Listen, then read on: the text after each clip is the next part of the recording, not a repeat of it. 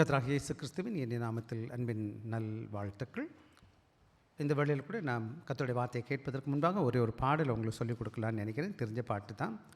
246வது பாடல் பக்கத்தில் இருக்குது. 1140 1140. இந்த பாட்டு ஒரு சிலருக்கு தெரிஞ்சிருக்கும், தெரியலனா பரவாயில்ல, கற்றுக்கொள்வோம். கொஞ்சம் நல்ல ஒரு பாடல், அதாவது கொஞ்சம் மெதுவான பாடல் தான், ரொம்ப இல்லை இருக்காது. 1140 பக்கம் 247.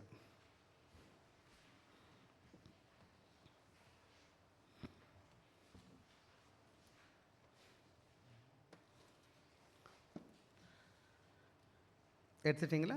1140 பக்கம் 246.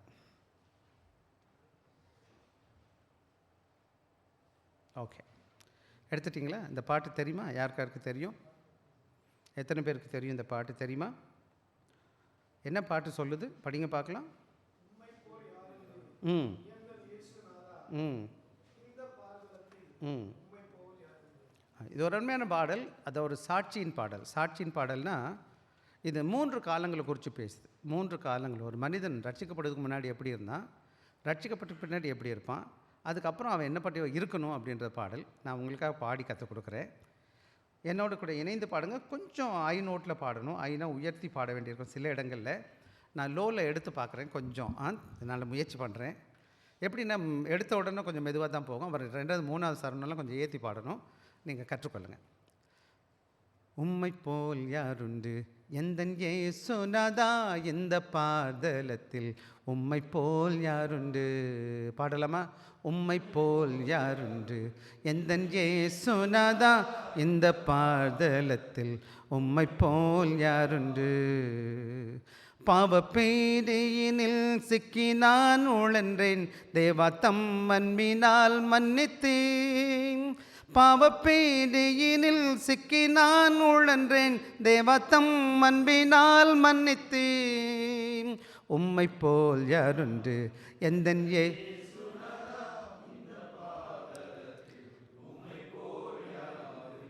அழகா பாடணும். உம்மை போல் யாருண்டு எந்தன் இயேசுநாதா, இந்த பாதலத்தில் உம்மை போல் யாருண்டு. பாவம் பாரு.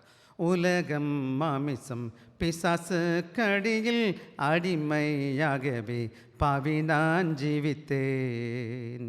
நிம்மதி இழந்தேன், தூய்மையை மறந்தேன், மனம் போல் நடந்தேன், ஏமாற்றம் அடைந்தேன். என்னையா தேடி நீர் ஐயா இயேசுநாதா, உம்மை மறந்தவோ துரோகினான். என்னையா தேடி நீர் ஐயா இயேசுநாதா, அடிமை உமக்கே இனி நான். உம்மை போல் யாருண்டு எந்தன் இயேசுநாதா, இந்த பாதலத்தில் உம்மை போல் யாருண்டு. இன்றைக்கு நான் செய்யும் இந்த தீர்மானத்தை என்றைக்கும் காத்திட ஆவியால் நிரப்பும். நொறுக்கும் உருக்கும் உடையும் வனையும் உமக்கே உகந்த துய சரீரமா. ஐம்பொறிகளையும் உமக்குள் அடக்கும் இயேசுவே ஆவியால் நிரப்பும். வெற்றி வாழ்க்கையுள்ள மகனாய் திகழ அக்கினி என்னுள்ளம் இறக்கும்.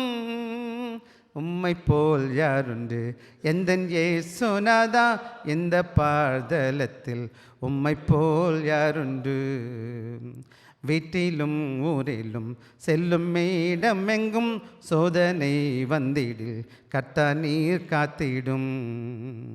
மெசியா வருகை வரையில் பலரை சிலுவை கருகில் அழைக்க விடும். முழங்காலில் நிற்க வேதத்தை அறிய தினம்தோறும் தேவா உணர்த்தும். உமக்கும் எனக்கும் இடையில் எதுவும் என்றுமே வராமல் காத்திடும். உம்மை போல் யாருண்டு எந்தன் இயேசுநாதா, இந்த பாதலத்தில் உம்மை போல் யாருண்டு. உம்மை போல் யாருண்டு இந்த இயேசுநாதா, இந்த பாதலத்தில் உம்மை போல் யாருண்டு. அருமையான பாடல், மிக பழைய பாடல். எம்எல் ஜெபசங்கன்னு ஒரு ஊழியக்காரர் எழுதின பாடல், அருமையான பாடல். பல சபைகளில் இதெல்லாம் பாடுறது விட்டுட்டாங்க. இது எங்கே இருக்குன்னானே தெரியல. இந்த பாட்டெலாம் இருக்கான்னு தெரியுமா ரொம்ப பேருக்குன்னு தெரியாது. ஆனால் ஒரு அருமையான ஒரு பாடல். நம்முடைய வாழ்க்கையில் பாவத்தில் மறுநாள் எப்படி இருந்தோம், ரட்சிக்கப்பட்டவர்கள் எப்படி வாழ்ந்தோம், இனிமேல் நம்ம எப்படி இருக்கணும்னு 3 காலங்களை குறித்தும் ஒரு அற்புதமான சாட்சியின் பாடல். தயவுசெய்து தனிமையாக இருக்கும்போது அந்த பாட்டெல்லாம் என்ன செய்யுங்க, நீங்கள் பாட கற்றுக்கொள்ளுங்க. இதை ஒட்டி தான் இன்றைக்கி நான் உங்களோடு கூட பேச போகிறேன். எடுத்துக்கிட்டிங்களா? உங்கள் அனைத்தையும் அவருக்கு கொடுத்து விடுங்கள். அதாவது நாம் இந்த மன்னிக்கணுமே, ரைட். ஆக இந்த அருமையான கால வேளையில் நம்ம என்ன பார்க்குறோம், காலையில் நான் என்ன பார்த்தேன்னு கேட்டிங்கன்னா, நமக்கு கொடுத்த அனைத்தையும் நாம் தேவனுக்கு கொடுக்குற காரியங்களை குறித்து கரெக்டாக முழு மனதோடு தேவனுக்கு ஆராதனை செய்யணுன்ற தலைப்பில் நான் காலையில் நம்ம பேசியிருக்கோம். ஆக இன்றைக்கி நான் உங்களோடு கூட பேச போகிற காரியம் என்னன்னு கேட்டிங்கன்னா, உங்களுக்கு இந்த நியூஸ் லைன் வந்திருக்குன்னு நினைக்கிறேன். உங்களுக்கு நியூஸ் லைனில் ஒரு ஒரு ஒரு செய்தியினுடைய என்ன அவுட்லைன் இங்கிலீஷில் சொல்லுவாங்க. என்னென்ன தலைப்பில் நான் ஒட்டி பேச போகிறேன்னு சொல்லி போட்டிருக்கேன். இடையில சில இடம் கூட கொடுத்துருக்குறேன். அதில் உங்களுக்கு பேனா இருக்குமானா நான் சொல்லுகிற காரியங்களை தயவுசெய்து எழுதிக்கங்க. கடவுள் உங்களோடு கூட பேசும்போது அந்த காரியங்களை குறித்து வச்சுக்கோங்க. இது வேதத்தில் வச்சுக்கிட்டு என்ன செய்யுங்க, தயவுசெய்து திருப்பி எடுத்து பாருங்கள். எல்லார் கையிலையும் பைபிள் இருக்கிறோம், ரொம்ப நல்லது. பைபிள் பின்னாடி இருக்குது, யாருக்கு வேணும்னு சொல்லுங்கள், அவங்க கையில் கொடுப்பாங்க. ஓகேவா? சரி, இப்போ நம்ம என்ன பண்ண போகிறோம்னு கேட்டிங்கன்னா, நான் சுருக்கமாக இந்த வேத பகுதி நான் உங்களோடு கூட வாசிக்க போகிறேன். வாசிச்சுட்டு நம்ம என்ன செய்ய போகிறோம், இதை குறித்து நாம் சந்திக்க இருக்கிறோம். சிறு பிள்ளைகள் பெரியவங்க எல்லாரும் என்ன செய்ய போகிறேன், கவனமாக கவனிக்க போகிறேன். நான் சின்ன பிள்ளைங்க எனக்கு ரொம்ப ஆசை. எனக்கு ரொம்ப சின்ன பிள்ளைங்கள்லாம் கேள்வி கேட்பேன் சில நேரங்களில், அதையும் பார்த்துக்கோங்க. சின்ன பிள்ளைங்க கவனமாக கவனிக்கணும். இன்றைக்கி நான் உங்களை அனைத்தையும் கிவ் ஹிம் யூ ஆல் அப்படின்னு போட்டிருக்கேன். அதாவது எனக்கு கொடுத்தது இந்த உலகத்தில் என்னுடைய வாழ்க்கையில் கடவுள் கொடுத்துருக்க எல்லாமே ஆண்டவர் எனக்கு கொடுத்துருக்கிறார். அப்படி இருக்கிறதுனால நான் எதை செய்திருந்தாலும் இந்த உலகத்தில் பொண்ணோ பொருளோ ஆஸ்தியோ அந்தஸ்தோ படிப்போ குடும்பமோ பிள்ளைகளோ என்ன வச்சுருந்தாலும் சரி, அது எனக்கு கொடுத்தது நான் கொண்டு வரல. வரும்போது எப்படி வந்திருக்கேன், எல்லோரும் வரும்போது எப்படி வந்தோன்னு வேதம் சொல்லுது. எப்படிம்மா எல்லாம் வந்தோம், எப்படிம்மா போக போகிறீங்க? இப்போ வச்சுருக்கிறது ஏதாச்சும் நிரந்தரமாக இருக்குமா? இதுவே இந்த உலகத்தில் நிரந்தரம் கிடையாது. நம்முடைய வாழ்க்கை நிரந்தரம் கிடையாது. நம்ம பிரச்சனையும் நிரந்தரம் கிடையாது. இந்த இருக்கிற நம்ம வெற்றியும் நிரந்தரம் கிடையாது. எல்லாமே தற்காலிகமானது. கொஞ்ச நாளைக்கு இருக்கும், கொஞ்ச நாளைக்கு அப்புறம் போயிடும். வரும் முன்னாடி நம்ம காத்துக்கிட்டே இருப்போம். வருதுன்னு வந்தோடனே வர்றதுக்காக காத்திருப்போம். அந்த ஆன்சியஸ் அப்படியே இருந்துச்சு, ரொம்ப வியப்போடு காத்துட்டு இருக்கும்போது அந்த அந்த அந்த உணர்வு ஒரு மாதிரி இருக்கும். வந்த பிறகு இதுதான் ஒரு மாதிரி ஆயிடும். அது படிப்பாக இருக்கட்டும், பணமாக இருக்கட்டும், பதவியாக இருக்கட்டும், பட்டமாக இருக்கட்டும், அல்லது வேறு எந்த காரியங்களும் சரி, பூரணமான சந்தோஷத்தை நிம்மதியாக கொடுக்கவே கொடுக்காது. தற்காலிகமாக கொடுக்கும். தயவுசெய்து பார்த்துக்கோங்க. எனக்கு நிறையா காசு வச்சுருக்கேன், ரொம்ப பேர் இருக்கிறான். அவன்கிட்ட கேளுங்க, போய் நிம்மதியாக இருக்கேன்னு கேட்டால் அவன் சொல்லுவான், இல்லை சார் அது எங்கே இருக்குன்னு கிடைக்கும், கொஞ்சம் சொல்லுங்கள், நான் எங்களுக்கு காசு கொடுத்தவன். யாரும் பணம் கொடுத்து பொருள் கொடுத்து வாங்க முடியாது. இப்படி சொல்லுவாங்க, மெத்தையை வாங்க முடியும், தூக்கத்தை வாங்க முடியாது, ஆஸ்பத்திரி நல்ல டாக்டர் கூட வாங்க முடியும், சுகத்தை வாங்க முடியாதுன்னு சொல்லிட்டு. இதெல்லாம் ஆண்டவர் கொடுத்தார். நம்ம தற்காலிகமான காரியங்களை தேடிக்கிட்டு இருக்கிறோம். ஆண்டவர் நமக்கு நிரந்தரத்தை கொடுக்க வல்லவராக இருக்கிறார். அங்கே நிரந்தரம் என்பது எதுன்னு கேட்டால், நான் பார்க்குறதுல கிடையாது, பார்க்காததில் இருக்குது. இந்த உலகம் காண்கிறதெல்லாம் அழிஞ்சிரும், காணாததெல்லோ நித்தியம். ஆக இன்றைக்கி நான் உங்களோட கூட பேச போகிற காரியம் என்னன்னு கேட்டிங்கன்னா, எனக்கு கொடுத்த அத்தனையும் தேவன் எனக்கு கொடுத்துருக்கிறார். ஆக இந்த அத்தனையும் கொடுத்த ஆண்டவருக்கு நான் என்னத்தை கொடுக்க போகிறேன்னு கேட்டிங்கன்னா, ஆண்டவரை என்னையே நான் கொடுக்குறேன் சுவாமி, என்னையே நான் என்னுடைய எல்லாத்தையும் நான் கொடுக்க போகிறேன். வாங்க இந்த வேத பகுதி என்ன சொல்லுதுன்னு கேட்டால், believers total surrender to God is rational spiritual act of worship. இந்த ஆராதனை நம்ம சபைக்கு வருகிறோம், தேவனை ஆராதிப்பதற்கு முயற்சி செய்கிறோம். சில வேலைகள் நம்ம நினச்சிட்ருக்கோம், ஞாயிற்றுக்கிழமை காலையில் 2-3 பாட்டை பாடிக்கிட்டு ஆண்டவர் வார்த்தையை சொல்லி கேட்டுட்டு போனால் தேவனோட ஆராதனை முடிச்சிச்சுன்னு நம்ம நினைக்கிறோம். அப்படி கிடையாது. ஆராதனை என்பது என்னன்னு கேட்டிங்கன்னா, நம்முடைய வாழ்க்கை முழுமையாக ஆண்டவருக்கு ஒப்பு கொடுத்து சமர்ப்பித்து அவருக்காக வாழ்கிறது மாத்திரம் கிடையாது. அதுதான் நம்ம தேவனுக்கு புத்தி உள்ள ஆவிக்குரிய ஆராதனை. என்னது? ஆக என் வாழ்க்கையில் 70 வருஷம் வாழ போகிறேன்னு வச்சுக்கோங்களேன், ஆண்டவர் கொடுத்துருந்தாருன்னா ஒவ்வொரு நாளும், அதாவது 24 மணி நேரமும் 365 நாளும் அவன் ஜீவனுள்ள நாளெல்லாம் தன் ஜீவனை தேவனுக்கு ஒப்பு கொடுத்து தொடர்ந்து கடவுளுக்காக வாழும் பொழுது அதுதான் புத்தியுள்ள ஆராதனைன்னு பவுல் சொல்கிறார். நம்ம 1 மணி நேரம் உட்காந்து 1.5 மணி நேரம் உட்காந்து உடுக்கடிச்சிட்டு போகிறதுனால ஆராதனை வராது. அப்படின்னா ரொம்ப ஈஸி பார்த்தீங்களா? ஆனால் ஆண்டவரோட வாழ்க்கையில் கர்த்தரோட பிள்ளைக்கு சொல்கிற காரியம், ரட்சிப்பு என்பது ஆண்டவர் கொடுத்த ரொம்ப இலவசமான காரியம். ஆனால் ஆண்டவருக்காக தியாகத்தோடு நல்ல சீசனை வாழ்வது ரொம்ப காஸ்ட்லி கடினமான காரியம். அப்படின்னா என்ன? நான் ஒவ்வொரு நிலைகளிலும் ஆண்டவருக்காக வாழ். இன்றைக்கி நான் உங்கள்கிட்ட சொல்ல போகிறது என்னன்னு கேட்டால், எனக்கு கொடுத்த எல்லாத்தையும் ஆண்டவருக்கு கொடுத்துட்டிங்கன்னா ஆண்டவர் எல்லாத்தையும் நம்ம கொடுத்து. ஆண்டவர் இப்படி சொல்லுவாங்க, if you look into God's business, God will take care of your பிஸ்னஸ்ன்னு சொல்லுவாங்க. நான் ஆண்டவருடைய காரியத்தை நான் செய்ய ஆரம்பிச்சிடுவேன். என்னுடைய பிரச்சனை யார் பார்த்துக்குவா? அவர் பார்த்துக்குவார். நம்ம ஆள் என்ன செய்கிறேன், நம்மளே பார்த்துக்கணும்னு நினைக்கும் போது தான் நம்மளால் ஒன்றும் பண்ண முடிய மாட்டேங்குது. வாங்க நம்ம ஒன்றுன்னா வேதத்தை வாசிச்சுட்டே பேசுவோம். நமக்கு எல்லோரும் தெரிஞ்ச வேத பகுதி எடுத்துக்கோங்க. நம்ம எல்லோரும் நிறுத்தி தமிழ்லையும் ஆங்கிலத்திலையும் வாசிக்க போகிறோம். எனக்கு எடுத்தவங்க வாசிக்க போகிறீங்க. எல்லோரும் ரோமர் புத்தகத்தை எடுத்துக்கிட்டிங்களா? கையில் பைபிள் வச்சுக்கோங்க. ஆண்டோட வேத வசனம் நம்ம சபைக்கு ஒரு வரும்போதாச்சும் எடுத்துக்குவோம். எடுத்துக்கலாமா? நம்ம எல்லாம் எடுத்துட்டிங்களா? கையில் பைபிள் இருந்துச்சுன்னா ரொம்ப சந்தோஷம். கையில் இல்லைண்ணா தம்பி ஒரு பைபிள் இங்கே கொடுங்க தம்பி ஜஸ்டின் பாலுக்கு. அப்புறம் இது பாருங்கள், இது என்னோட வார்த்தை இல்லை, இது ஆண்டவரோட வார்த்தை. ஆவியானவர் நமக்கு கொடுத்த வார்த்தை. எனவே நீங்கள் இந்த வாய்ப்பு ரொம்ப ஆண்டவர் கொடுத்த பெரிய பாக்கியம். எல்லார் கையிலையும் பைபிள் இருக்கணும், எல்லாரும் சபைக்கு வருகணும். திரும்ப இன்னொரு காரியம் இப்போ சொல்லிட்டு போயிடுறேன், நேரம் ஆகுது, இருந்தாலும் சொல்லி போகிறேன் டக்குன்னு. சபை என்பது ஆஸ்பத்திரி இல்லை, சபை என்பது அல்ல பேங்க்கும் கிடையாது. நம்ம நிறையா பேர் நினச்சிட்ருக்கோம் சபைக்கு போனால் சோகம் கிடைக்கும், சபைக்கு போனால் என்ன கிடைக்கும், ஆண்டவர் கொடுப்பார் காசு. எனக்கு தெரியல எந்த சபையில் இதெல்லாம் கிடைக்குமான்னு. ஆனால் சபை என்னன்னு கேட்டிங்கன்னா, பரலோகத்துக்கு நம்ம ரெடி ஆகிட்டு இருக்க இடம். நம்மளாம் எங்கே போகணுமா? இந்த பூமியில் இருக்கணுமா, அந்த பூமிக்கு போகணும், அந்த பரலோகத்துக்கு போகணுமா? ஆண்டவராக இயேசு இந்த உலகத்தில் வந்தபோது என்ன சொன்னார்? வாங்க வாங்க நான் சோகம் கூட அப்படி சொல்லலை. நான் கற்றுக் கொடுத்த காரியங்களை கருத்தா பத்திராக இயேசு கிறிஸ்துவை சொல்லி பிதாகுமாரன் ஞானஸ்தானம் கொடுத்தேன். பிதாகுமாரன் பரிசுத்தாவின் நாமத்துக்கு ஞானஸ்தானம் கொடுத்து நான் கற்றுக் கொடுத்த எல்லாத்தையும் கற்றுக் கொடுக்க தான் கட்டலை. மற்றதெல்லாம் விட்டுவிட்டு மற்ற ஏதோ செஞ்சுட்ருக்கோம். ஆக சபையோட வேலை என்னென்னு கேட்டிங்கன்னா, அப்படி நீங்கள் கடவுளை தேடும்போது ஆண்டவர் சுகத்தை கொடுப்பார், தேவைகளை சந்திப்பார். அது என்னது பை ப்ராடக்ட்னா என்னது? கூட கொடுக்கப்படும். முதலாவது தேவராஜ்யத்தையும் அவர் நீதியும் தேவையும் தேடுங்க, அப்போது அது கூட கொடுக்குறது தான் இந்த சுகமும் அந்த ஆசீர்வாதங்கள்லாம். அது ஆண்டவர் கொடுப்பார். அதுக்கு நான் பிரசங்கம் பண்ண தேவையே கிடையாது. நீங்கள் உண்மையாக இருந்தீங்கன்னா அவர் கொடுத்துருவார். புரியுதா நான் சொன்னது? ஆக இன்றைக்கி நம்ம வாசிப்போமா எல்லோரும்? வாசிப்போம். ஒவ்வொன்று எப்போதாலும் கம்மா இருக்கணும், என்ன செய்யணும்? கொஞ்சம் மூச்சு விடணும், பாஸ் பண்ணணும். எங்கே புல் ஸ்டாப் இருக்கோ கொஞ்சம் நீளமாக விட்டுறணும். சரியா? பார்க்கலாமா? அப்படி இருக்க சகோதரரே, நீங்கள் உங்கள் சரீரங்களை பரிசுத்தமும் தேவனுக்கு பிரியமுமான ஜீவ பலியாக ஒப்பு கொடுக்க வேண்டும் என்று தேவனுடைய இரக்கங்களை முன்னிட்டு உங்களை வேண்டிக் கொள்கிறேன். இதுவே நீங்கள் செய்யத்தக்க புத்தி உள்ள ஆராதனை. ஆங்கிலத்தில் இப்படி போட்டிருக்கு. ஓ கேன் ரீட் இன் தமிழ்.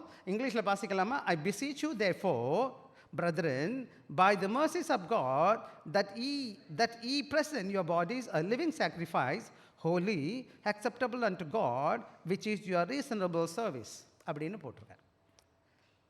சரி, ஏன்னா இதை 3-4 பகுதியாக பிரிச்சிருக்கிறேன். சுட்டி குட்டியாக நம்ம பேசுவேன். வேகமாக நான் பேசிட்டு போக போகிறேன். விசேஷமாக ஒரு முறை ஒரு ஆள் என்ன செஞ்சுருக்கிறாரு, ஒரு ஊழியக்காரை பார்த்து, ஒரு மிஷினரி இருந்தார். மிஷினரிகிட்ட சொன்னார், அவர் பேங்க்கில் அவர் பெரிய பணக்காரனாக இருந்தார், ஆண்டவருக்கு கொடுக்க விரும்பினார். அப்போ சொன்னார், ஒரு செக்கில் என்ன செய்கிறாரு, அவர் சைன் போட்டுட்டு அந்த செக்கை யார்கிட்ட கொடுத்துட்டாரு, அந்த மிஷினரி கொடுத்தாட்டு சொல்லிட்டாரு, ஐயா நீங்கள் அவங்க வேணுங்கிறத என்ன செஞ்சுக்கோங்க, நான் ஊழியத்துக்கு கொடுக்குறேன், எழுதிக்கங்க அப்படின்னு சொல்லிட்டார். மிஷினரிக்கு ரொம்ப ஆச்சரியமாக போயிடுச்சு. ஐயா நீங்கள் என்ன செய்கிறீங்க? அவர் சொன்னார், இல்லை நான் ஆண்டவருக்கு எல்லாத்தையும் கொடுக்க விரும்புகிறேன், ஆண்டவர் எனக்கு திருப்பி கொடுப்பார், நான் விசுவாசிக்கிறேன் அப்படின்னு சொல்லி என்ன செய்கிறாரு சொல்கிறார். அதே போல தான் உங்கள் வாழ்க்கையை நீங்கள் ஆண்டவருக்கு ஒப்பு கொடுக்கும். ஒன்று தான் சொல்லணும், ஆண்டவரே என் வாழ்க்கை உங்களுக்கு கடன் கொடுத்துட்டேன், என் வாழ்க்கையெல்லாம் எப்படி நீங்கள் விரும்புகிறீங்களோ அதை செஞ்சுக்கோங்க அப்படின்னு விட்டுட்டிங்கன்னா ஆண்டவர் உங்களை என்ன செஞ்சிருவார்? கர்த்தருக்கு பிரியமான விதத்தில் பயன்படுத்துவார். இந்த உலகத்தில் 2 விதமான பாத்திரம், ஒன்று கனமான பாத்திரம், இல்லது கனவீனமான பாத்திரம். ஆண்டவர் கனமான பாத்திரம்னா என்ன தெரியுங்களா? கனமுள்ள பாத்திரம்னா என்ன? வெயிட்டான பாத்திரம் இல்லை, தேவனால் கனப்படுத்துகிற பாத்திரம், தேவன் பயன்படுத்த. வேதத்தில் நிறைய பாத்திரங்களை நீ பார்க்குறீங்க, கடவுள் பயன்படுத்தின பாத்திரங்களை நம்ம பார்க்குறோம்.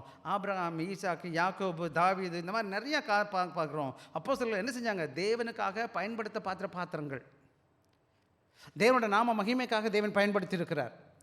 அவங்க என்ன பண்ணினாங்கன்னா, அவங்க தங்க வெள்ளியை கொடுக்கல, தங்கள் ஜீவனை ஆண்டவருக்கு ஒப்பு கொடுத்துட்டாங்க, தங்கள் வாழ்க்கையை ஆண்டவருக்கு ஒப்பு கொடுத்தாங்க. தேவன் என்ன செஞ்சார்? அதுக்கப்புறம் மற்ற காரியங்களை அவனை மூலமாக பயன்படுத்திக்கிட்டார். இன்றைக்கி நீங்களும் நானும் அதே சரீரத்தை வச்சுருக்கிறோம், இந்த வாழ்க்கையை தேவன் எனக்கு கொடுத்துருக்கிறார். ஆனால் என்ன பண்ண மாட்டேன்னு கேட்டிங்கன்னா, நான் என்னுடைய ஆண்டவர் என் சரீரத்தை கொடுக்க விரும்ப மாட்டேன். ஆண்டவர் என்ன செய்ய முடியல? என்னை பயன்படுத்த முடியல. எனவே it's not about what we are giving, what we are willing to give, but about giving everything. எல்லாத்தையும் கொடுக்கணும். ஆண்டவருக்கு என்ன செய்வோம்னு கேட்டிங்கன்னா, சில நேரம் ஒரு சில நேரம் கொஞ்சம் டைம் கொடுப்போம், கொஞ்சம் காரியங்கள் விட்டு கொடுப்போம். ஆனால் என்னுடைய எல்லாத்தையும் கொடுக்குறேன் என்னன்னு கொடுக்க மாட்டேன் நான். எனவே தான் இன்றைக்கி நான் என்ன சொல்ல போகிறேன்னு கேட்டிங்கன்னா, முதலாவது பவுல் என்ன செய்கிறாருன்னு கேட்டிங்க, நம்ம மூலக்கிட்ட நம்மகிட்ட எல்லாருக்கும் அவர் என்ன செய்கிறாருன்னு கேட்டிங்கன்னா, ஒரு வேண்டுகோளை வைக்கிறார். என்ன வேண்டுகோளை வைக்கிறாருன்னு கேட்டிங்கன்னா, அவசரமான ஒரு வேண்டுகோளை வைக்கிறார். அந்த வேண்டுகோள் என்னன்னு பாருங்களேன். அவர் படிக்கும்போது என்ன சொல்கிறாருன்னு பாருங்கள். வாசிக்கலாம், எனக்காக எடுத்தவங்க வாசிப்போம். என்ன, தேவனுடைய இரக்கங்களை முன்னிட்டு உங்களை நான் வேண்டிக் கொள்கிறேன். என்ன செய்கிறாராயா?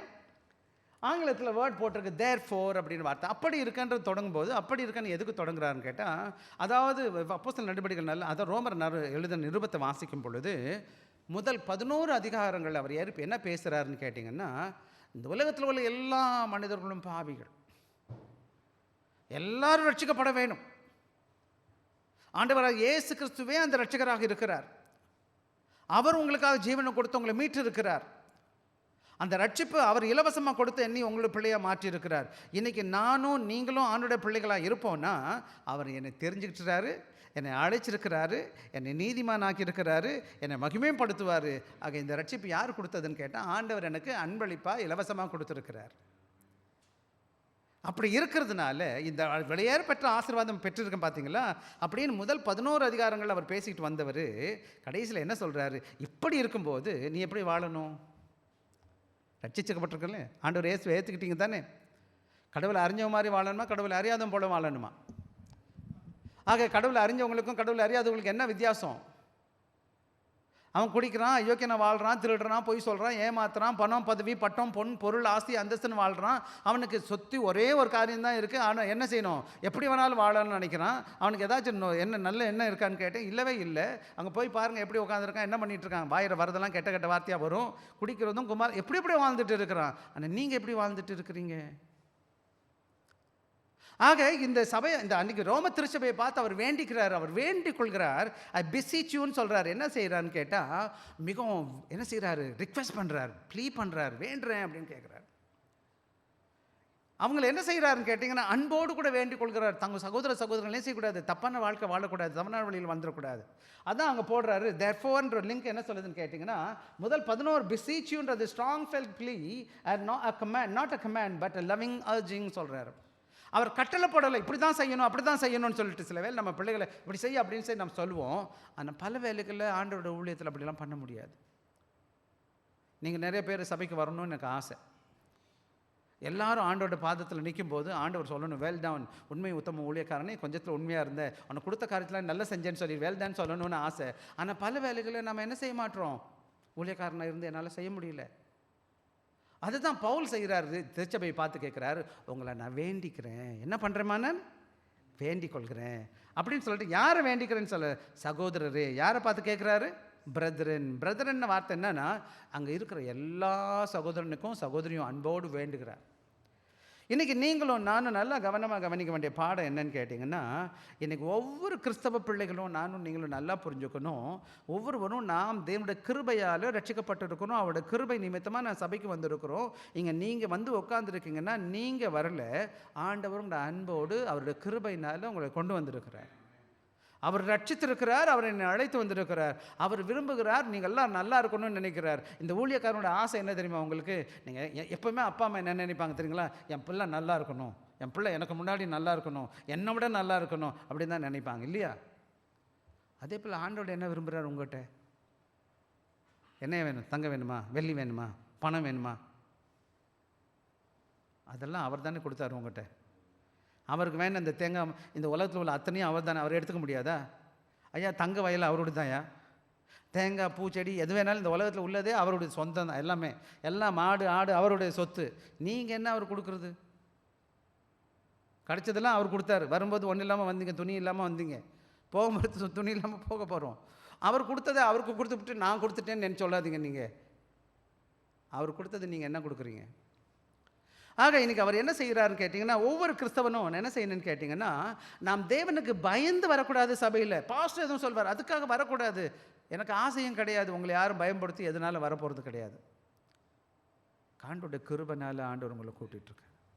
நானே அன்பாக சொல்கிறேன், ஆண்டவரே வாங்க பிரதர், வாங்க சிஸ்டர், ஜெபிப்போம் சிஸ்டர், வாங்க நல்லா இருங்க சிஸ்டர், வாங்க பிரதர், கூப்பிட்றேன் உங்களை.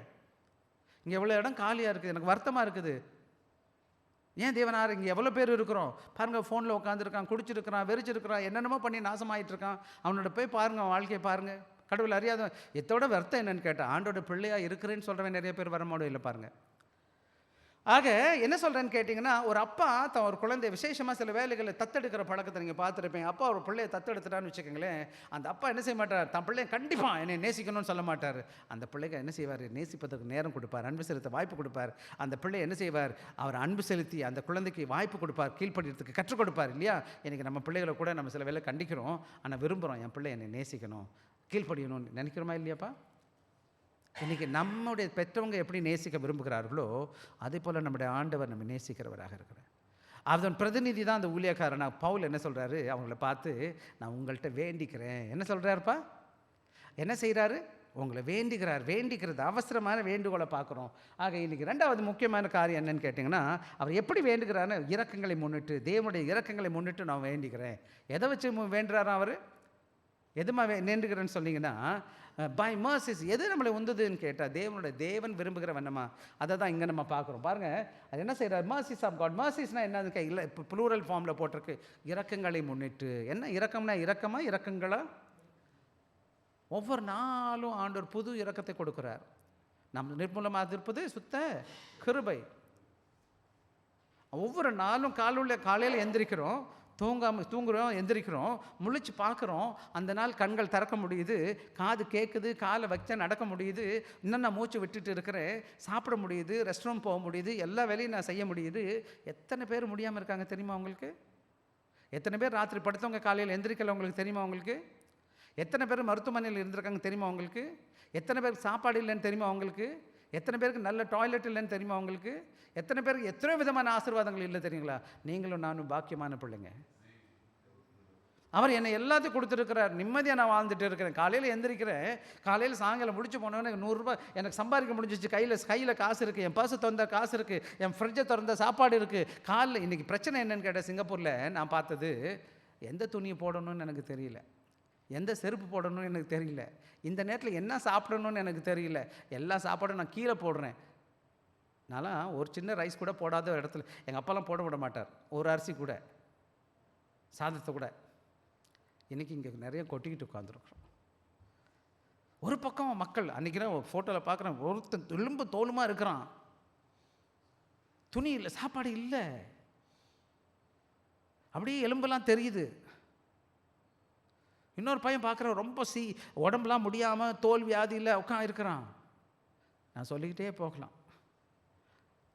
நீங்களும் நானும் உங்கள் கையை தொட்டு பாருங்கள் எப்படி இருக்கீங்கன்னு, சட்டையை பாருங்கள் நீ எப்படி ரெடி போட்டிருக்கீங்கன்னு சொல்லிட்டு.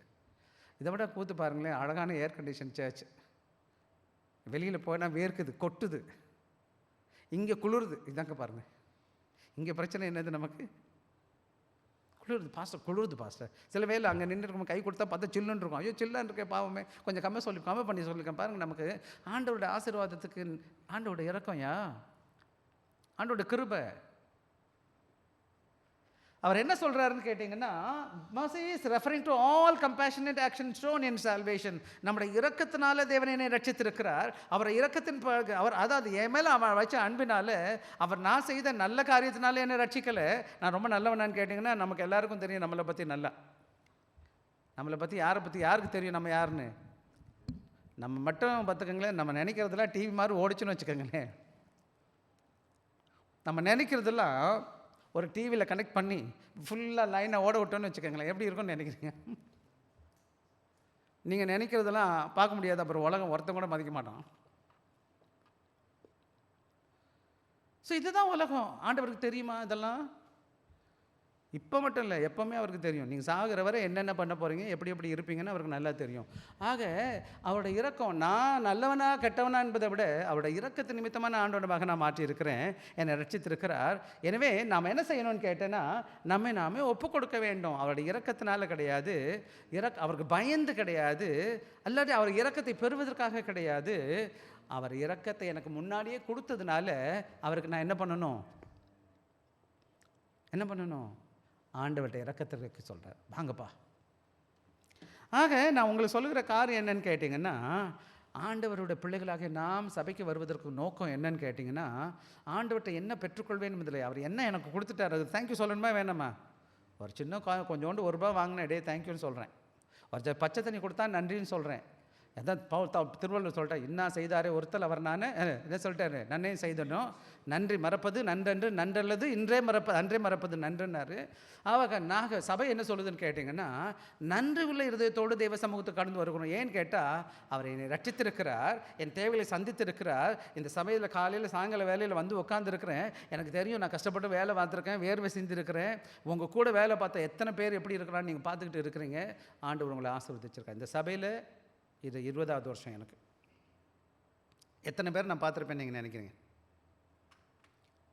குறைஞ்சபட்சம் குறைஞ்சது 1000 பேர். ஆனால் 2000 3000 பேர் பார்த்துட்டேன்.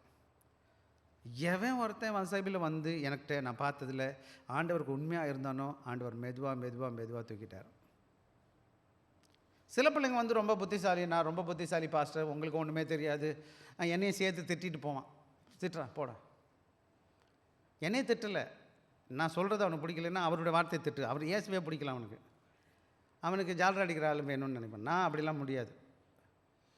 ஸோ என்ன சொல்கிறேன், இது ஐயா வாங்கப்பா, கடவுளுடைய இரக்கத்தை உணர்ந்து, அவருடைய கிருபையை உணர்ந்து, இன்றைக்கி நான் அவருடைய சமூகத்துக்கு வந்தது என்னன்னு கேட்டால், நான் எதுவும் செய்ததுக்கு வரல, அவர் என்ன அவர் செய்தாரோ அதற்காக நன்றியுள்ளதோடு எப்படி வரணும், அப்படியே நான் ஒப்பு கொடுக்கணும், சமர்ப்பிக்கணும். இங்கிலீஷில் 2 வார்த்தை இருக்குது, கமிட்மெண்ட் அண்ட் சரண்டர்ன்ற வார்த்தை.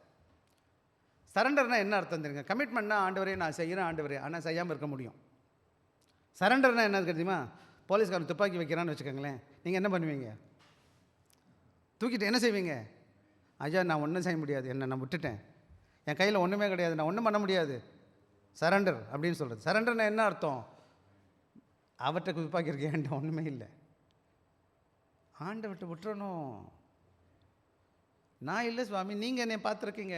ஆக இந்த அருமையான சாயங்கால வேளையில் சொல்லுகிற காரியம் என்னன்னு கேட்டிங்கன்னா, ஒருத்தன் தண்ணிக்குள்ளே விழுந்துட்டான், எனக்கு நீச்சல் தெரியாது, ரொம்ப ஆழமான கடலில் மூழ்கிக்கிட்டு இருக்கிறான், தங்கிக்கிட்டு என்ன செய்கிறான், காலில் கையை அடிக்கிறான், தண்ணியை குடிக்கிறான், கொஞ்சம் நேரத்தில் செத்து போக போகிறான். ஒருத்தர் போகிறாரு, மண்டையை பிடிச்சி தலையை பிடிச்சி முடியை பிடிச்சி தூக்கிட்டு வந்து கீழே போட்டுடுறாரு. அவன் சாகிறவரை எப்படி இருப்பான்னு நீங்கள் நினைக்கிறீங்க? ஒன்று, நல்ல வேலை காப்பாற்றிட்டாப்பா, அவருக்கு நன்றியாக இருப்பான். இன்னொரு முக்கியமான வேலை செய்வான் தெரியுமா அவனுக்கு, எவனாச்சும் இனிமேல் நம்ம கூட தான் காப்பாற்றணுமா வேணாமா? நம்ம சுயநலவாதமாக கிறிஸ்தவம் இருக்கலாமாங்கய்யா? பல வேலைகளில் நம்ம எல்லாம் ஒன் சைடட் ஆளுங்க. ஆண்டவர் எனக்கு கொடுத்தா நன்றி, தேங்க்யூ. இந்த கையில் கொடுத்ததை யாருக்கும் நான் திருப்பி கொடுக்க மாட்டேன், அப்படியே டைட்டாக கையில் வச்சுக்குவேன். நாய்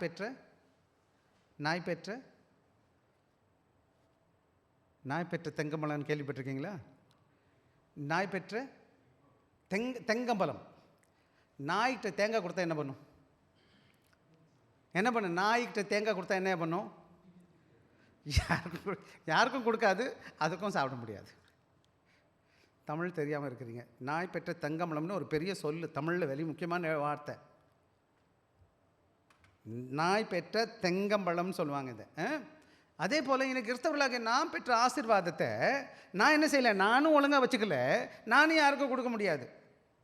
சரி, எனக்கு மட்டும் வச்சுக்குவேன், ஆனால் யாருக்கும் கொடுக்குறதில்ல. ஏன்னு கேட்டிங்கன்னா, அது யாருக்கும் லாபம். நாய்கிட்ட தேங்காய் இருந்தால் யாருக்கு லாபம்? அது மொத்த தேங்காய் நான் சொல்கிறது, உடஞ்ச தேங்காய் யாருக்கும் இல்லைல்ல. அதே தான், கிட்டத்தில் போனீங்கன்னா கடிக்க வரும், ஆனால் யாருக்கும் கொடுக்காது, அதுவும் சாப்பிட முடியாது. ஆக இன்றைக்கி நீங்களும் நானோட வாழ்க்கையில் என்ன பார்க்கணுன்னு கேட்டிங்கன்னா, நம்முடைய வாழ்க்கை எப்படி இந்த தண்ணியில் மூழ்கிறவன் சாகிறவன் எப்படி தன்னுடைய வாழ்க்கையை தேவனுக்கு வந்து அவனுக்கு காப்பாற்றவனுக்கு நன்றி உள்ளவனாக இருப்பானோ, அதை போலவே ரெண்டாவது அதனோட வாழ்க்கையெல்லாம் எவனாச்சும் அப்படிப்பட்ட சூழ்நிலை போகும்போது அவனை கூட்டிகிட்டு வந்து முயற்சி செய்வானோ காப்பாற்றுவதற்கு. அதுபோல் இந்த சாயங்கால வேளையில் தேவன் ஒவ்வொருவரையும் தேவன் உங்களை அழைத்திருக்கிறார், அவருடைய கிருபையாக உங்களை வழிநடத்தி இருக்கிறார். நீங்கள் ஒவ்வொருவரும் பிறருக்கு ஆசீர்வாதமான பிள்ளைகளாய் காணப்பட வேண்டும். அதுதான் இந்த வேளையில் அவர் சொல்கிறவராக இருக்கிறார். அப்படின்னா நம்முடைய ஆண்டவர் நமக்கு எவ்வளோ அற்புதமான காரியங்களை செய்திருக்கிறார். நம்ம மீட்டு இருக்கிறார் பாவத்தின் பிடியிலிருந்து. பரலோகத்தை போகிற நம்ம, நரகத்துக்கு போகிற நம்ம தூக்கிட்டு வந்து எங்கே போய் வச்சிருக்கிறாரு, இந்த பரலோகத்துக்கு கொண்டு போயிட்டு இருக்கார். இப்போ பரலோக பிள்ளை நான் எப்படி இருக்கணும், அதைத்தான் அவர் சொல்கிறார். அப்புறம் சொல்கிறாரு, அப்புறம் டோட்டல் சரண்டர் என்ன பண்ணணும்னு கேட்டிங்கன்னா, முழுமையான ப்ரெசென்ட் யுவர் பாடி என்ன பண்ணணும்னு கேட்டால், உங்கள் சரீரங்களை என்ன செய்யுங்கப்பா, நீங்கள் உங்கள் சரீரங்களை பரிசுத்தமும் ஜீவனுக்கு ஜீவ பலியாக ஒப்பு கொடுக்கணும். அப்படின்னு என்ன அர்த்தம்னு கேட்டிங்கன்னா, அதாவது ப்ரெசன்ட்னு சொல்லிட்டு இருக்கா. இங்கிலீஷில் சொல்கிற ப்ரெசன்ட்னா என்னம்மா, ஆங்கிலத்தில் போட்டிருக்கோம், like praise offering sacrifice an act of deliberate dedication. நம்மை நாமே எப்படி அந்த பழைய பாட்டில் பார்த்தீங்கன்னா, அங்கே ஆசாரியர்கள் என்ன பண்ணுவாங்கன்னு கேட்டிங்கன்னா, வந்து பலிகளை கொடுப்பாங்க இல்லையா, பலியை கொண்டு போய் அந்த ஆசாரியன் தேவனுக்கு முன்பாடி படைப்பான். இந்த படைக்கிறது தான் இந்த வார்த்தை. படைக்கிறீங்களா, படைக்கும்போது எப்படி படைக்கிறதுன்னு கேட்டிங்கன்னா, படைக்கிறது எப்படின்னு கேட்டிங்கன்னா, நம்ம விரும்பி கொண்டு போய் படைக்கிறது. ஆண்டவர் எடுக்க மாட்டார். ஆக நம்முடைய சரீரத்தை, நம்முடைய வாழ்க்கையில் என்னத்தை கொடுக்கணும்னு சொல்கிறாருன்னு கேட்டிங்கன்னா, நம்முடைய சரீரத்தை நாம் படைக்கணும். சரீரம் என்பது என்ன கொடுக்குதா, ஹோல் செல்ஃப். நம்ம யார் என்பது, அதை சிந்தையாக இருக்கட்டும், என்னுடைய இருதயமாக இருக்கட்டும், என்னுடைய சித்தமாக இருக்கட்டும், என் உணர்வாக இருக்கட்டும், என் செய்கையாக இருக்கட்டும், அதாவது நான் முழு மனிதனாக என் சரீரம் என்பது எதை குறிக்குதுன்னு கேட்டால், உச்சாந்தலையில் தொடங்கி உள்ளாங்கால் வர என்னோடய ஒவ்வொரு பாகங்களும், என்னோடய சித்தமும் செய்கையும் உணர்வுகளும் எல்லாவற்றையும் நான் என்ன செய்யணும், ஆண்டவருக்கு அர்ப்பணிக்கணும், சமர்ப்பிக்கணும், சரண்டர் பண்ணணும். அது மாத்திரம் கிடையாது, இன்னொரு முக்கியமான காரியம் என்ன சொல்கிறார், லிவிங் சாக்ரிஃபைஸ். எப்படி கொடுக்கணும் அப்படின்னு கேட்டிங்கன்னா, ஜீவ பலியாக. சொல்லுங்கள் பார்க்கலாம், எப்படி கொடுக்கணும்? நான் பழைய ஏற்பாட்டில் எப்படி கொடுத்தாங்கன்னு நினைக்கிறீங்க? அவங்க செத்த பலியை கொடுப்பாங்க, வெட்டி அப்புறமா கொடுப்பாங்க. நான் எப்படி கொடுக்கணும்? செத்த பலியை கொடுக்க முடியாது. நல்ல பழைய ஏற்பாட்டில் என்ன பண்ணால், நல்ல ஒரு ஆட்டுக்குட்டியை பிடிச்சிட்டு வந்து அவங்க என்ன செய்வாங்க, அந்த ரத்தத்தை போகிறதுக்கு வெட்டி அந்த ரத்தத்தெல்லாம் ஆன பிறகு அதை தூக்கி என்ன செய்வாங்க, பலிப்படத்தில் வச்சு அது தேவனுக்கு ஒப்பு கொடுப்பாங்க. ஆனால் நீங்கள் எப்படி கொடுக்கணும்னு கேட்டிங்கன்னா, எப்படி கொடுக்கணும்னு வசனம் போட்டிருக்குன்னு கேட்டிங்கன்னா, பழைய ஏற்பாட்டில் இருக்கிற மாதிரி கிடையாது. உங்கள் வாழ்க்கையில் நீங்கள் ஒவ்வொரு முறையும் ஒவ்வொரு நாளும் உங்கள் வாழ்க்கையை தேவனுக்கு ஒப்பு கொடுத்துக்கிட்டே இருக்கணும். லிவிங்னா என்னது? ஜீவனோடு வாழணும், தேவனுக்காக வாழணும், தேவனுக்கு கொடுத்தவனாக வாழணும். என்னோடய வாழ்க்கையில் உச்சாந்தலேருந்து உள்ளாங்கால் வரை ஆண்டவரை கனப்படுத்துதா, ஆண்டவருக்கு பிரியமானதாக என் எண்ணத்துலேயும் சரி, என் பார்வையிலையும் சரி, என் கேள்வியிலையும் சரி, என்னோடய உணர்வு ஒவ்வொரு காரியலையும் நான் யாருக்கு கொடுக்க போகிறேன்? என் சரீரத்தை இந்த உலகத்தில் ஆண்டவருக்கு கொடுக்க போகிறேன். இந்த சரீரம் யார் கொடுத்தது எனக்கு? அவர் கொடுத்துருக்கிறார். அவருக்கு நான் எப்படி கொடுக்க போகிறேன்? அவர் கொடுத்த பரிசுத்தமான சரீரமாக கொடுக்க போகிறேன். இந்த சரீரம் எப்படிப்பட்டதாக இருக்குன்னு கேட்டால், ஜீவனுள்ள பலியாக. எப்படி பலியாக இருக்கணும்ப்பா? ஜீவ பலி. அப்படின்னா என்ன அர்த்தம்னு கேட்டிங்கன்னா, நம்ம வாழ்க்கையில் ஞாயிற்றுக்கிழமையில் மாத்திரம் நான் பரிசுத்தவான் கிடையாது, என் வாழ்க்கை முழுவதும் நான் பரிசுத்தமான மகனாக காணப்பட வேண்டும். ஆக நம்ம ஒவ்வொரு தீர்மானமாக இருக்கட்டும், நம்மளோட உறவாக இருக்கட்டும், நம்முடைய கோல், அதாவது நம்ம நோக்கமாக இருக்கட்டும், நம்முடைய என்ன இருக்குது, நம்ம பண்புகளாக இருக்கட்டும், பழக்க வழக்கங்களாக இருக்கட்டும், ஒவ்வொன்றையும் தேவனுடைய பலிப்படத்தில் கொண்டு வந்து வச்சிடணும். ஆபிரகாமுக்கு ஆதியாகமம் 22வது அதிகாரத்தில் ஆபிரகாம் 100 வயசில் ஒரு மகன் பிறக்கிறான். அவன் பேர் ஈசாக்கு. ஆண்டவர் என்ன சொல்கிறார்? 100 வயசுக்கு அப்புறம் சொல்லிட்டு, உண்மையான ஒரே மகன், ஏக சுதனம், உனக்கு பிரியமான ஒரே ஒரு மகன் இருக்கான் பார்த்து, அவனை கொண்டு போய் எனக்கு செஞ்சுருங்க, பள்ளி கொடுத்துரு அப்படின்னு சொல்கிறார். 22வது அதிகாரம் ஆதியாகமத்தில் இருக்குது, படித்து பாருங்கள். பலி கொடுக்கறதுனா என்னது?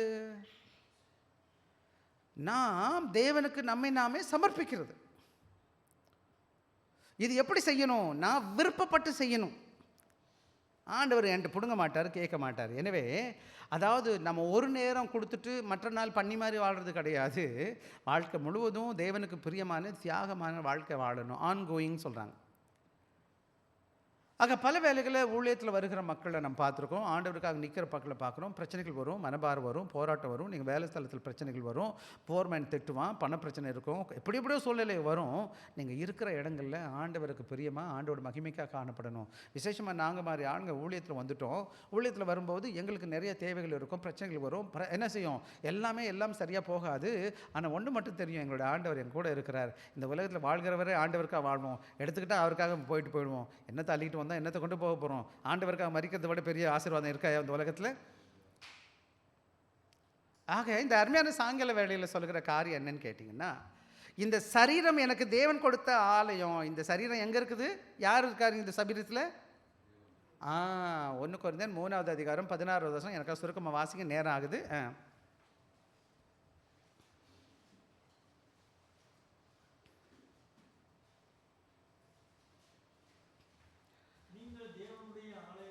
நீங்கள் தேவனுடைய ஆலயமாக இருக்கிறீர்கள் என்றும்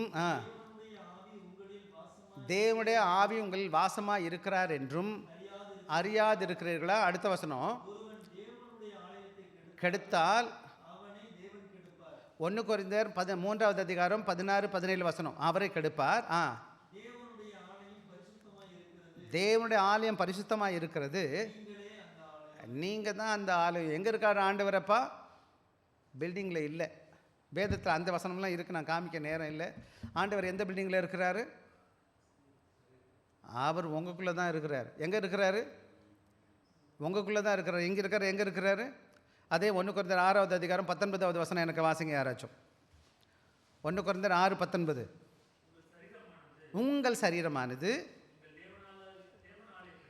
நீங்கள் உங்கள் சரீரம் நீங்கள் தேவனாலே பெற்றும் உங்களில் தங்கியும் இருக்கிற பரிசுத்த ஆவியுடைய இருக்கிறதென்றும் நீங்கள் உங்களுடையவர்கள் அல்லவென்றும் அறியீர்கள். என்ன யார் தங்கி இருக்கிறா உள்ள? இந்த சரீரம் யார் தங்குற இடம்? அப்போ நம்மளாம் இங்கே கூடி வந்திருக்கோம். இங்கே யார் உட்காந்துருக்கிறா? நம்ம இருக்க போது ஆண்டவருடைய ஆவியானவர் இருக்கிறார். ஆனால் நம்ம எங்கெங்கெல்லாம் போகிறோமோ அங்கெல்லாம் நான் தான் தேவனுடைய ஆவியான ஆலயமாக இருக்கிறேன். என் வீட்டில் இருக்கலாம், என் வேலையில் இருக்கலாம், என் பள்ளிக்கூடத்தில் இருக்கலாம், நான் எந்த வேலை வேணாலும் பண்ணிட்டு இருக்கலாம். ஆக எந்த வேலை என்பது முக்கியம் கிடையாது. ஆனால் இங்கே யார் என்பது முக்கியம். ரெண்டாவது, யார் உங்களுக்குள்ளே இருக்கிறாருன்னா தேவ ஆவியானவர் உங்களுக்குள்ளவே இருக்கிறார், நீங்கள் எங்கெங்கே வேலை பார்த்தாலும். ஆக அந்த ஆவியானவருக்கு நீங்கள் என்ன பண்ணுறீங்க எல்லாம் எப்போ பார்த்தாலும் தெரியும். அதுன்னு தான் பவுல் சொல்கிறார், உங்கள் சரீரங்கள் தேவனுக்கு பிரியமான ஜீவ பலியாக என்ன கொடுக்கணுமா? எப்படி கொடுக்கணும்னு சொன்னீங்கன்னா அது எப்படி குவாலிட்டி எப்படி இருக்குன்னு பாருங்கள். அதோட தன்மை எப்படி இருக்குன்னா பரிசுத்தமானதாக இருக்கணும். எப்படி இருக்கணுங்க? 12வது வசனம், பரிசுத்தமான. பரிசுத்தம்னா என்ன பார்த்தோம்? தேவனுக்கு ஒப்பு கொடுக்கப்பட்டது, பிரித்து வைக்கப்பட்டது. அதாவது தேவனுக்காக தனியாக பிரித்து வைக்கிறது தான் பரிசுத்தமானது. எல்லாத்தையும் சேர்த்து வச்சுருந்தா அது பரிசுத்தமானது கிடையாது. கெட்டது நல்லதையும் எடுத்து நல்லதெல்லாம் சுத்தமாக வைப்போம். பார்த்தீங்களா? ஆண்டவர் என்ன செஞ்சாரா, இந்த உலகத்தில் இருக்கிற மக்களோடு இருக்கிற மக்களை அவருக்கென்று ஒரு கூட்ட மக்களை தனக்குன்னு தெரிஞ்சுக்கிட்டார். அதான் நீங்களும் நானும். எப்படி தெரிஞ்சுக்கிட்டாராம்? பரிசுத்தமான ஜாதி. நம்ம யார்? வேதம் அப்படி தான் சொல்லுது, தெரிந்து கொண்ட ஜனம். ஆக நிறைய வேத வசனம் வாசிக்க நேரம் ஆகுது. அதனால் நீங்கள் எப்படி இருக்கிறீங்கன்னு கேட்டால் பரிசுத்தமான நோக்கத்திற்காக தெரிஞ்சிருக்கீங்க. எதுக்காக தெரிஞ்சிருக்கிறார் ஆண்டவர்? பரிசுத்தமான நோக்கம். நீங்கள் என்ன செய்யணும்? நான் என்ன செய்யணும்? ஆண்டவருடைய சாட்சியாக, ஆண்டவருடைய நாம மகிமைக்காக வாழணும். அது மாத்திரம் கிடையாது. அக்செப்டபிள் அப்படின்னா என்ன அர்த்தம்?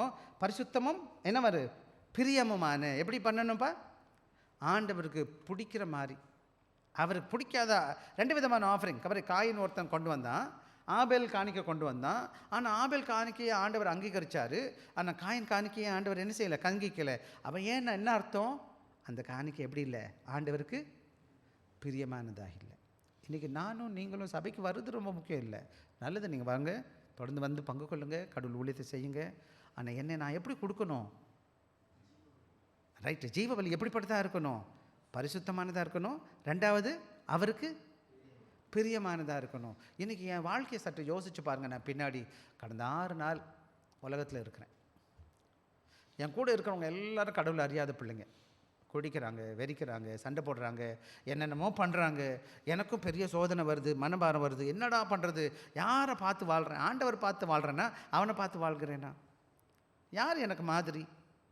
ஏமாத்துறவன், திருடன், அவனுக்கு ஒன்றுமே தெரியாது. அவன் ஏன் செய்கிறான்னு கேட்டிங்கன்னா அவனுக்கு யாரும் கற்றுக் கொடுக்கல. அவனுக்கு சரி எது தவறுன்னு தெரியுமா அவனுக்கு? அவனை நீங்கள் நல்லா தண்ணி அடிச்சவனு கேளுங்க, நீ நல்லவனா கெட்டவனான்னு அவன் என்ன சொல்லுவான் அவங்கள்ட்ட? சார் ரொம்ப நல்லவன் சார் நான், அப்படியே மயங்கிட்டு இருப்பார். அன்றைக்கி ஒரு நாள் போனேன் இந்த பக்கம். நான் ஒருத்தன் சொல்கிறேன், அவன்கிட்ட சொல்கிறேன், எல்லாம் நான்லாம் ஸ்டடியாக தான் போகிறேன். அவன் ஆடிக்கிட்டு போகிறான். அவர் நீ ஸ்டடியாக இல்லைப்பா அப்படின்ற. இல்லை நான்லாம் ஸ்டடியாக இருக்கேன்ட்டு ஃபுல்லாக இப்படி போகிறான். நான் சொன்னேன், ஆமாப்பா ரொம்ப ஸ்டடியாக இருக்கேன்னு சொல்லிட்டேன் நான். அவனுக்கு பாவம் தெரியாது, அவனுக்கு சொன்னாலும் தெரியாது, அவனுக்கு புரியாது. அவன்கிட்ட கையில் இதெல்லாம் சொல்லிக் கொடுக்க யாருமே இல்லை. உங்களுக்காச்சும் நான் சொல்லிக் கொடுத்துக்கிட்டு உட்காந்துருக்கேன், நீங்களே யாரும் சொல்லிக் கொடுத்து கேட்டிருக்கீங்க. எது சரி எது தவிர உங்களுக்கு கொஞ்சம் தெரியும், அவனுக்கு சுத்தமாக தெரியாது. ஆனால் நீங்கள் அவனை பார்த்து நீங்கள் மாதிரியாக யாரை பார்த்து செய்கிறீங்க? அவர் செய்கிறாரு, இவர் செய்கிறாரு, எவர் செய்கிறார், நான் அப்படி செய்யலாமா? ஆக என்னுடைய சரீரம் ஆண்டவர் கொடுத்தது, அவருக்கு பிரியமான பலியாக, பரிசுத்தமான பலியாக நான் கொடுக்கணுமே தவிர என்ன செய்யணும்னு கேட்டால், எப்படி பிரியமான பலின்னு சொன்னீங்கன்னா அந்த வசனம் சொல்லுது, ஆண்டவருக்கு சித்தத்திற்கு இணைந்து வாழ்கிற வாழ்க்கையாக இருக்கணும் உங்கள் வாழ்க்கை. எது பிரியமானது? ஆண்டவருக்கு பிடிச்சது, ஆண்டவருடைய சித்தத்தை என் வாழ்க்கையில் செய்கிறது. அப்படி தானே தம்பிங்களா? என் மகன் வந்து என்கிட்ட என் பேச்சு கேட்குறான்னா எப்போ எனக்கு பிடிக்கும் அவனை? என் பேச்சு கேட்டு நடக்கும்போது. என் பேச்சு என் பிள்ளைகளும் கீழ்ப்படிறான் அப்படின்னு சொல்லி சந்தோஷப்படுவேன். என் பிள்ளை எனக்கு கீழ்ப்படியாத போது எப்படி அப்போ எனக்கு பிரியமாக இருக்குமா? அதே போல் ஆண்டவர் விரும்புகிறார், என் பிள்ளைங்க என் பேச்சு கேட்குறாங்களா, என் பிரச்சனை என் விருப்பப்படி நடக்கிறாங்களா அப்படின்னு சொல்லிட்டு. அதான் இங்கே பார்க்குறோம். ஆக இன்னொரு முக்கியமான காரியம்னு சொல்லிட்டு முடிக்க விரும்புகிறேன், வேகமாக போகலாம். இந்த உலகத்தில் தேவன் என்ன செஞ்சுருக்கிறாருன்னு கேட்டிங்கன்னா, அவங்களை பிரித்து வச்சுருக்கிறார் ஆண்டவருடைய நோக்கத்திற்காக. அப்போ நீங்கள் கேட்க வேண்டிய கேள்வி, என்னோடய வாழ்க்கை ஆண்டவரை மகிமைப்படுத்துதா? என்னோடய வாழ்க்கையில் நான் செய்கிற ஒவ்வொரு காரியம் ஆண்டவருக்கு சந்தோஷமாக இருக்குமா? இதை நீங்கள் கேட்கணும். சில வேலைகளில் மியூசிக் வாசித்தாங்க, நம்ம பிள்ளைங்க இப்போ வாசித்தா நீங்கள் பார்த்துருப்பீங்க. இல்லை இசை கச்சேரிக்கு போயிருப்பீங்க. இசை கச்சேரிக்கு போகும்போது ஒன்று நல்லா புரிஞ்சுக்கணும். அவங்க வந்த உடனே மியூசிக்கெல்லாம் டியூன் பண்ணுவாங்க. டியூன் டிங் டிங் டிங். ஏன் டியூன் பண்ணுறாங்க தெரியுமா உங்களுக்கு? எல்லாமே ஒரே டியூனில் இருந்தால் மட்டும்தான் நல்லாயிருக்கும் கேட்குறதுக்கு. எல்லாமே சத்தம்தான். இது அதை அடிங்க, தனித்தனியாக டம் டம் டம்னு அடிங்க, எல்லாம் மியூசிக் தான், சத்தம் தான் வரும். எல்லா சத்தத்தையும் ஒன்றா இசைவாக வச்சுருந்தா தான், அந்த ஒரே டியூன் ஆனால் தான் அந்த பாட்டு கேட்குறதுக்கு நல்லா இருக்கும், இசை நல்லா இருக்கும். அப்படி தான் செய்வாங்க. அதை போலவே என்னுடைய வாழ்க்கையானது இந்த பூமியில் ஆண்டவருக்கு சித்தத்துக்கு பிரியமாக நம்ம எல்லோரும் வாழ்வோமானா ஆண்டவர் நாம் மகிமைப்படுத்தப்படும். நாம் எல்லோரும் இணைந்த தேவனுடைய பிள்ளைகளை இந்த பூமியில் சாட்சியாக வாழ்வோம். எனவே நானும் நீங்கள் எப்படி இருக்கணும்? ஆண்டவருக்கு சித்தத்திற்கு என் வாழ்க்கையை ஒப்பு கொடுத்து அவருக்கு பிரியமாக வாழ்வதற்கு என்னை அர்ப்பணிக்கணும். புரியுதுங்களா நான் சொன்னது? ஒரு காலத்தில் நான் கூட எப்படி இருந்தேன்னா, உலகத்தில் தான் வாழ்ந்தேன். ஆண்டவர் கூப்பிட்டார், வாடா ஊழியத்துக்குன்னு சொல்லிட்டு நான் வந்து நிற்கிறேன். என்னோடய ஆசை என்னென்னா, ஆண்டவருடைய சித்தத்தை செய்யணும், ஆண்டவருக்கு பிரியமாக வாழணும். ரெண்டாவது மூணாவது கடைசியில் அதுதான் நீங்கள் செய்ய சக்க புத்தி உள்ள ஆராதனை. எது தேவனுக்கு பிரியமான ஆராதனை? எது பிரியமான ஆராதனை? எது புத்தியுள்ள ஆராதனை? ஆங்கில போடும்போது லாஜிக்னு சொல்கிறேன். லாஜிகன் சொல்கிறேன். Logical, spiritual, intelligent.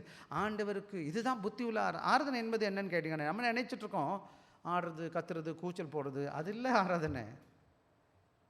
அது நம்மளாம் உருவாக்கி வச்சுருக்குறோம். நீங்கள் அடுத்த 6 நாள் கடவுளுக்கு பிரியமாக வாழ்கிறீங்க பார்த்தீங்களா, அதுதான் ஆராதனை. இங்கே நம்மலாம் கடவுள் பிள்ளைகள் வந்து கடவுள் வசனத்தை கற்றுக்கொள்வதற்கு ஒரு வாய்ப்பு. சங்கீதம் 15 இருக்கட்டும், நிறைய வேத வசனம் நான் பின்னாடி இன்னொரு நாள் வாசிக்க சொல்கிறேன், வாசிப்போம். ஒவ்வொரு நாளும் ஆண்டவருக்கு பிரியமாக வாழ்கிறது, என் வாழ்க்கை தேவனுக்கு தேக வழியாக ஒப்பு கொடுத்து என்னோட அனைத்தையும் தேவனுக்கு ஒப்பு கொடுத்து சமர்ப்பித்து வாழும் பொழுது அதுதான் என்னது உண்மையான லிட்டரியான்னு சொல்லுவாங்க, வர்ஷிப். இந்த இடத்துல என்ன சொல்லுதுன்னா அதுதான் ஆராதனை, சர்வீஸ், வர்ஷிப். இன்றைக்கி பல வேலைகளோட ஆராதனைகள் சடங்குகளாக இருக்குது. சடங்குனா தெரியுமா உங்களுக்கு? அது செய்கிறோம், இது செய்கிறோம், அது பண்ணுறோம். இது வெளியரங்கமான சடங்கு. உதட்டில் மட்டும் பாடுவாங்க, உள்ளுக்குள்ளே ஒன்றுமே கிடையாது. அவங்க சிந்தையில் ஒன்றுமே கிடையாது. ஆக குடிப்பாங்க, கத்துவாங்க, ஆட்டம் போடுவாங்க, அதுக்கப்புறம் வெளியில் போய் எல்லா வேலையும் பண்ணுவாங்க. ஏன்னு கேட்டால் இங்கே ட்ராமா பண்ணாங்க. நிறைய சபைகள் அப்படி தான் போயிட்டுருக்கு. நம்ம சபையில் நீங்களே கேட்டுக்கோங்க எப்படி நடக்குதுன்னு சொல்லிட்டு. ஆனால் ஒன்று ஆசை, நான் உள்ளத்தின் ஆழத்துலேருந்து ஆண்டவருக்கு பிரியமாக என் வாழ்க்கை ஒப்பு கொடுக்கணும். சரியாங்களா பிள்ளைங்களா? இன்னொன்று முக்கியமான காரியம் நல்லா புரிஞ்சுக்கணும். நம்ம நினைக்கக்கூடாது காலையில் வந்து ஆராதிச்சு பாட்பாடினா ஆராதனை முடிஞ்சு போச்சுன்னு. இந்த சபையோட நோக்கம், ஒவ்வொரு தனி மனிதன நோக்கம், காலையில் நான் சொன்னேன், நம்ம எல்லாரும் புரிஞ்சுக்கணும், மறந்துடக்கூடாது. வெஸ்ட்மின்ஸ்டர் கன்ஃபெஷன் ஆஃப் ஃபெய்த்தில் கேள்வி ஒன்று இருக்குது. What is the chief end a man? மனிதனுடைய தலையாய கடமை என்ன அப்படின்னு சொல்லிட்டு கேள்வி இருக்குது ஷார்ட்டர் கேட்டகிசமில். அந்த ஷார்ட்டர் கேட்டகிசம் ஆன்சர் சொல்லும், the chief end a man is to glorify God and enjoy him for எவர்னு சொல்லியிருக்கோம். சபையோட நோக்கம் அல்லது தனி மனிதனோட நோக்கம் இந்த உலகத்தில் ஒரே ஒரு நோக்கம் மட்டும்தான் இருக்குது, அது தேவனை மகிமைப்படுத்துவது. என்ன பண்ணுறதுப்பா? அப்புறம் தேவனுடைய சந்தோஷம், தேவனுக்குள்ளே நம்ம மகிமையாக சந்தோஷப்பட்டு வாழ்கிறது, கழி கொடுறது. ஆண்டவர் கொடுத்துருக்காரா, தேங்க்யூ ஆண்டவருக்கு. தனியாக கொடுத்தா சந்தோஷம் ஆண்டவர். இந்த உலகத்தில் எல்லாம் கொடுத்துருக்கீங்க, ஒரே ஒரு நோக்கம் தான் இந்த உலகத்தில், ஆண்டவரை. இந்த சபையோட நோக்கம் என்னன்னு கேட்டிங்கன்னா ஆண்டவரை மகிமைப்படுத்துவதற்கு. அதுக்கு தான் நானும் நீங்களும் இந்த சபையில் கூடி வந்திருக்கிறோம். ஆக என்னோடய ஜீவிய காலத்தில் ஒவ்வொரு நாளும், ஒவ்வொரு நொடி பொழுதிலும், ஒவ்வொரு வேலை ஸ்தலத்திலும் எங்கே இருந்தாலும் நான் ஆண்டவரை மகிமைப்படுத்துகிறேன்னா கேட்டுக்கிட்டே இருக்கேன். அப்போ இந்த சரீரத்து மூலமாக தான் நான் தேவனை மகிமைப்படுத்தப்படும். நான் போடுற உடையாக இருக்கட்டும், சாப்பிட்ற சாப்பாடு இருக்கட்டும், பேசுகிற பேச்சாக இருக்கட்டும், செய்கிற செய்கையாக இருக்கட்டும், எல்லா தேவனுக்கு சித்தத்துக்கு ஒத்து வருமானா அது நீங்கள் தேவனுக்கு பிரியமாக ஆராதிக்கிற ஆராதனை. அதுதான் ஞானமான ஆராதனை. இல்லைன்னா முட்டாள் ஆராதனை. அது வசனம் இருக்குது, இன்னொரு நாளைக்கு வாசிப்போம். ஆக இன்றைக்கி நீ பார்த்தீங்கன்னா சில வேலைகளில் ஒருத்தன் இமேஜின் வச்சுக்கோங்களேன், imagine a man giving is all to win gold medal. ஒருத்தன் என்ன செய்கிறான்னு கேட்டிங்கன்னா, ஒருத்தர் ஒரு கோல்டு மெடல் ஓடுறதுக்கு, அதாவது மாரத்தான் இருக்கட்டும், ஒலிம்பிக்கில் ஓடுறதுக்கு அவன் எல்லாத்தையும் கொடுத்துட்டு என்ன செய்கிறான், அவனுக்கு ஓடுறான். அந்த எப்படியாச்சும் அந்த என்ன பண்ணிடணும், அவனுக்கு அழிஞ்சு போகிற அந்த கோல்டு மெடலுக்கு. ஆனால் உங்களுக்கு ஆண்டவர் நித்தியத்தை கொடுத்துருக்குறான். நீங்கள் என்னது கொடுக்க போகிறீங்க? எங்கேயா போக போகிறீங்க நீங்கள் எல்லோரும்? நித்தியத்துக்கு போகிறதுக்கு என்ன குறையாக இருக்குது? என்னுடைய சரீரத்தை தேவனுக்கு பிரியமான பலியாக, அவருக்கு விருப்பமான பலியாக ஒப்பு கொடுக்கணும். நான் எவ்வளோ நிறைய காரியம் சொன்னனோ இல்லையோ, கொஞ்சம் மட்டும்தான் சொல்ல போகிறேன். ஆக விசேஷமாக பழைய ஏற்பாட்டில் பர்ன்ட் ஆஃபரிங், தகன பலின்னு ஒரு பலி இருக்குது. என்ன பலியப்பா? தகன பலினா என்ன அர்த்தம்? என்ன அர்த்தம்? தகன பலினா என்ன அர்த்தம்? தகன பண்ணுறதுனா அந்த பலியை கொண்டு வந்து ஆசாரியன் என்ன செய்வார், அந்த பலிப்படத்தில் ஒன்று வச்சுருப்பாங்க, பலிப்படம்னு ஒன்று கட்டி வச்சுருப்பாங்க. அந்த பலிப்படத்தில் வச்சு அவர் என்ன செஞ்சிருவார், நல்லா எரிச்சிருவார். எரிச்ச பிறகு என்ன மிஞ்சும்? சாம்பல் தான் மிஞ்சும். அப்படின்னா என்ன அர்த்தம்னு கேட்டிங்கன்னா, முழுமையான சமர்ப்பணம். என்ன சமர்ப்பணம்? ஒன்றுமே என்னோடது இல்லை சுவாமி, எல்லாம் உமக்கு சுவாமி. அதுதான் இங்கே கூப்பிடுறார், சொல்கிறார். ஜீவ பலியாக ஒப்பு கொடுக்கணும். இந்த உலகத்தில் ஒன்றும், நான் இந்த சரீரத்தில் இன்னொரு வேத பகுதி இருக்குது, நான் இன்னொரு நாளைக்கு காமிக்கிறேன். இந்த உலகத்தில் இந்த சரீரமானது உச்சாந்தலையிலேருந்து உள்ளங்கால் வரை ஆண்டவருக்கு சமர்ப்பித்து வாழுங்க தயவுசெய்து.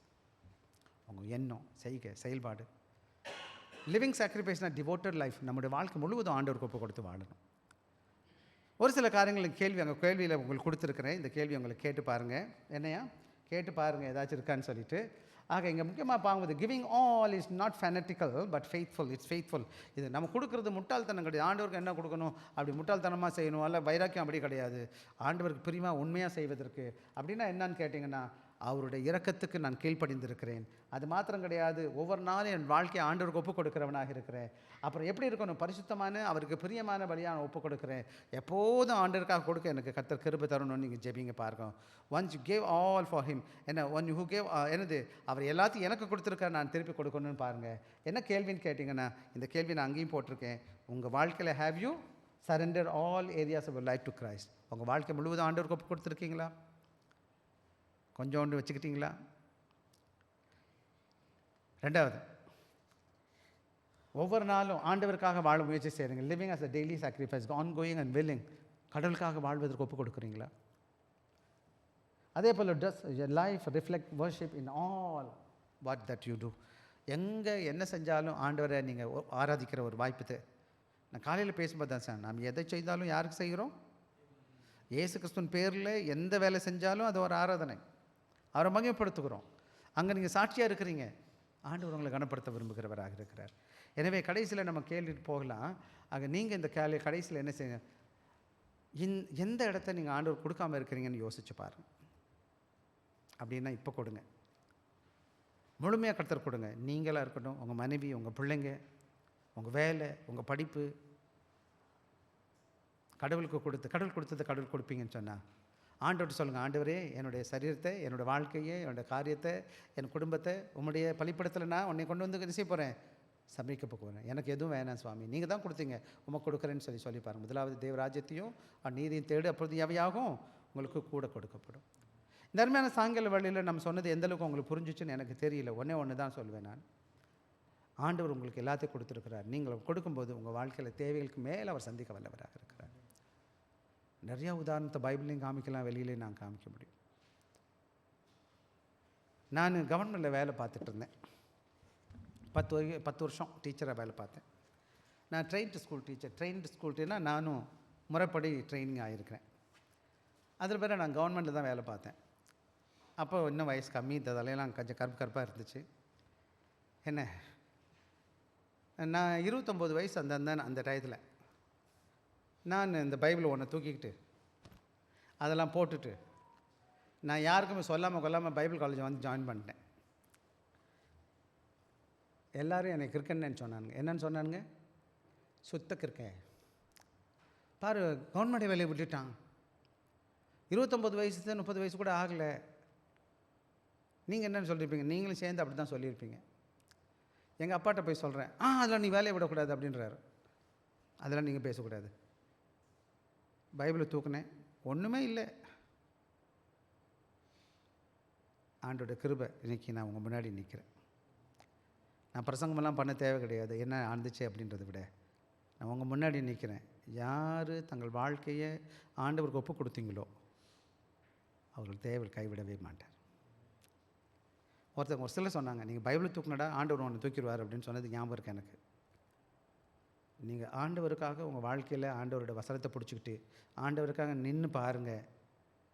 ஆண்டவங்களை ஒவ்வொருவரையும் படிப்படியாக உயர்த்தி கொண்டு வருவார். 2 விதத்தில், பொன் பொருளில் மாத்திரம் கிடையாது. 4 பேருக்கு முன்னாடி சாட்சி அனுப்பிங்க. இந்த சர்ச்சில் 2 பேர் உங்களை மாதிரி இங்கே உட்காந்துருந்த பசங்க, சாதாரண பசங்க, நிறையா அவ்வளோ படித்த பிள்ளைங்க கிடையாது.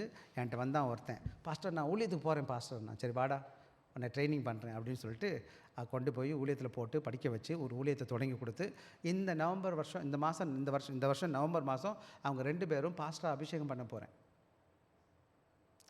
அதாவது நான் இந்த இடத்துல உங்களால் வேலை விட்டுட்டு போகணுன்னு நான் சொல்ல மாட்டேன். கடவுள் வழி நடத்தினா அது வேறு கதை. ஆனால் ஆண்டவருக்கு இருக்கிற இடங்களில் ஆண்டவர் பிரியமாக வாழப்பார். நீங்கள் உங்கள் வாழ்க்கையை ஒப்பு கொடுத்து பாருங்கள். ஆண்டவர் உங்களை படிப்படியாக உயர்த்துறாரா இல்லை நீங்களே சோதிச்சு பாருங்கள். கர்த்தர் உங்களை ஆஸ்வதிப்பார். இரக்கமில்லை கர்த்தாவே, இந்த வேலைக்காய் நன்றி. இந்த வார்த்தையை கேட்பதற்கு கிருபை தந்ததற்காய் ஸ்தோத்திரம். தொடர்ந்து இந்த வார்த்தைக்கு கீழ்ப்படிந்து வாழ்வதற்கும் எங்களை முற்றுமாய் உமக்கு அர்ப்பணிப்பதற்கு கர்த்தர் கிருபை தார். ஆசீர்வதி. இயேசுவின் நாமத்தில் கேட்கிறோம் நல்ல பிதாவே. ஆமென்.